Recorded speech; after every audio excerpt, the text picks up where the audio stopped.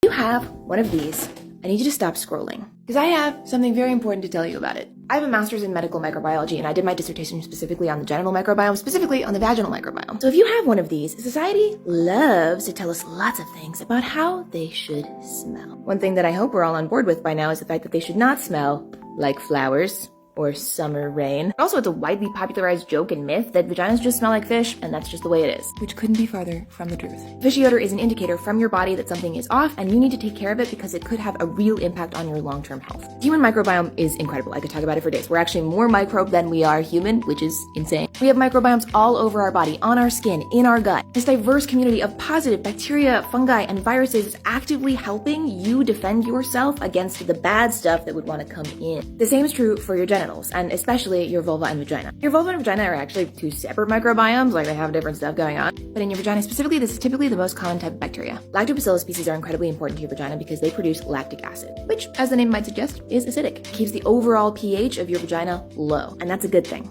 A low pH vagina is completely normal and helps you fight off the bad stuff. If that balance gets thrown off, like if lactobacillus becomes the non-dominant kind of bacteria in your vagina, say you have to take antibiotics and it affects your vaginal microbiome, say you've used a douching product or a highly fragranced soap and you've overwashed, like you've tried to wash inside your vagina, don't do that, it cleans itself, don't do it. Then you may get an imbalance of vaginal bacteria that results in a condition called bacterial vaginosis, and one of the most hallmark symptoms is a fishy smell. Now, unfortunately, the medical establishment has not come up with an honest-to-God solution to this, mostly because of gendered representation and research bias in medicine. Over the past 15, 20 years, we have come to understand that it's actually really important to our overall health. For one, we think that BV, especially chronic BV, can lead to chronic low-grade inflammation of the vagina and the cervix. This, we think, from some studies, may lead to an increased risk of things like cervical and uterine cancer. This cancer risk is also raised because a depleted vaginal microbiome that does not have lactobacillus as the dominant species is also more susceptible to infection with a sexually transmitted infection like gonorrhea, chlamydia, or HPV. If any of those go undiagnosed, you can have some seriously gnarly long-term side effects, but especially in the case of HPV, we know that that can lead later on down the line to cervical cancer. We also know from really robust data that people who are experiencing bacterial vaginosis, or especially chronic bacterial vaginosis during pregnancy, are much more likely to give birth to their baby preterm, which is the leading cause of death in children under 5 and also presents serious complications for the birthing person. Even though medical treatment for things like BV are still seriously lacking, there are a couple of things that you can do, and I'm going to tell you about them in the next part. There's also a second reason you might be experiencing a fishy odor, which also needs to be addressed and is also really common. And also, none of this is your fault,